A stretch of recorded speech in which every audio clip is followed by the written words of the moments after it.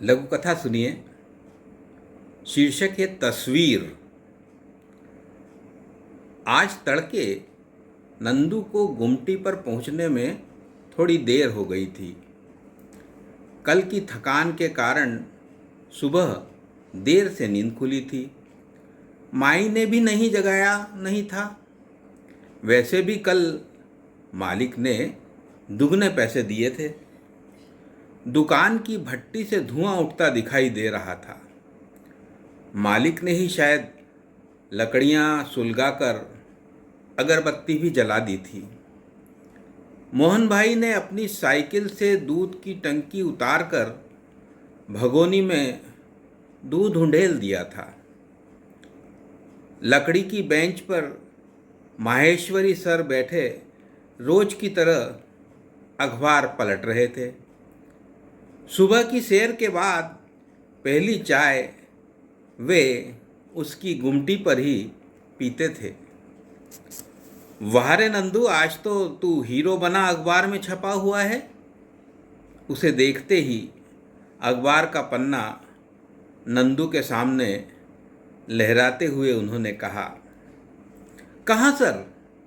नंदू उत्सुकता से अखबार का पेज माहेश्वरी जी के हाथों से लपकते हुए देखने लगा। माहेश्वरी जी ने चित्र पर उंगली रख दी। सचमुच कल के कार्यक्रम का चित्र अखबार में छपा हुआ था, जिसमें जिले के कलेक्टर साहब और एसपी साहब के साथ मंत्री जी भी बैठे हुए दिखाई दे रहे थे। नंदू भी अपनी चाय की केतली लिए चाय का गिलास पकड़े नजर आ रहा था। नंदू के जीवन में शायद ये बड़ा महत्वपूर्ण दिन आया था। बड़ों बड़ों के फोटो अखबार में छपना मुश्किल होता है, लेकिन उसका फोटो इतनी कम उम्र में छप गया। खुशी की चमक उसके चेहरे पर साफ साफ दिखाई दे रही थी।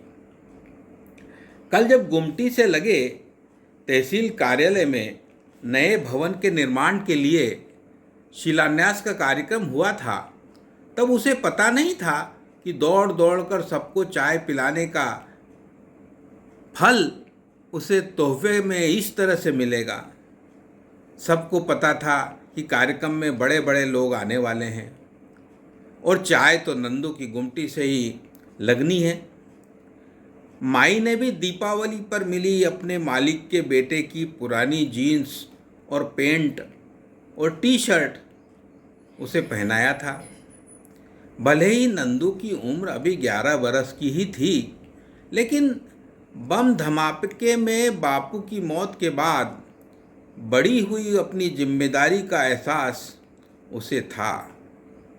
बहुत उत्साह से नंदू पूरे दिन और शाम को कार्यक्रम में खत्म होने के बाद बहुत उत्साह से नंदू पूरे दिन और शाम को भी कार्यक्रम खत्म होने के बाद बहुत देर तक काम में जुटा रहा। उसके मालिक ने तहसील कार्यालय के फर्नीचर आदि को फिर से व्यवस्थित करने का काम भी ले लिया था। इस वजह से देर रात को ही वह घर पहुंच पाया था। आज के अखबार ने कल की पूरी थकान उतार दी थी। दिन भर नंदू बेहद खुश रहा। मालिक भी इतराता रहा। हर एक ग्राहक को प्रशंसा भाव से अखबार का फोटो दिखाता। रात को घर लौटते समय नंदू अखबार का वह पन्ना घर लेकर आ गया। माई को बताया तो माई ने उसे गले से लगा लिया। अगली सुबह जब वह गुमटी पहुंचा तो वही दृश्य उपस्थित था। वहाँ रोज की तरह माहेश्वरी सर अखबार खोले बैठे चाय की प्रतीक्षा कर रहे थे। मालिक थोड़ा परेशान सा दिखाई दे रहा था। अरे कहीं ऐसा भी होता है भला? कहाँ जाएंगे ये बेचारे? कैसे अपना पेट भरेंगे? चाय ही तो पिला रहे हैं, कोई जेब तो नहीं काट रहे, भीख मांगने के लिए झूठ तो नहीं बोल रहे। माहेश्वरी सर थोड़ा झल्ला रहे थे। नहीं, मैं तो कोई रिस्क नहीं ले सकता। यहाँ तहसील ऑफिस में बड़े बड़े अफसर मंत्री आते हैं, रोज का काम पड़ता है। नंदू को हटाकर कोई बड़ा लड़का काम पर रख लूँगा, सरकार से दुश्मनी नहीं लूँगा, मालिक ऊंची आवाज़ में बोल रहा था।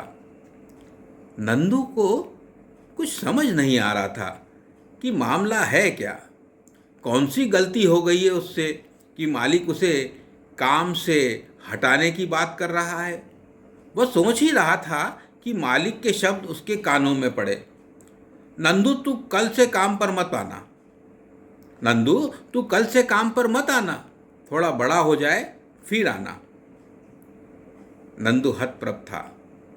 पढ़ना तो वह जानता नहीं था, अन्यथा अखबार की रिपोर्ट पढ़कर शायद कुछ समझ पाता, जिसमें कलेक्टर, एसपी और मंत्री इनकी उपस्थिति में बाल श्रम कानून की उपेक्षा होने की शिकायत छपी थी। मालिक के शब्द उसके कानों में भम धमाके के समान गूंज रहे थे। हाथ में पकड़े कल के अखबार का पन्ना हाथ से छूटकर बेंच पर जा गिरा। उसकी आंखें भर आईं, वह फपक पड़ा। आंसुओं के कारण बेंच पर पड़े हुए अखबार की तस्वीर उसकी आंखों से, नज़रों से ओझल हुई जा रही थी, जिसमें वो मंत्री जी को चाय का गिलास थमाते हुए मुस्कुरा रहा था।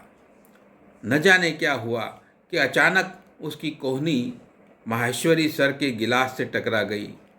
चाय छलक कर अखबार पर वहीं गिरी थी जहां तस्वीर छपी हुई थी। ये थी कहानी तस्वीर। बहुत बहुत धन्यवाद।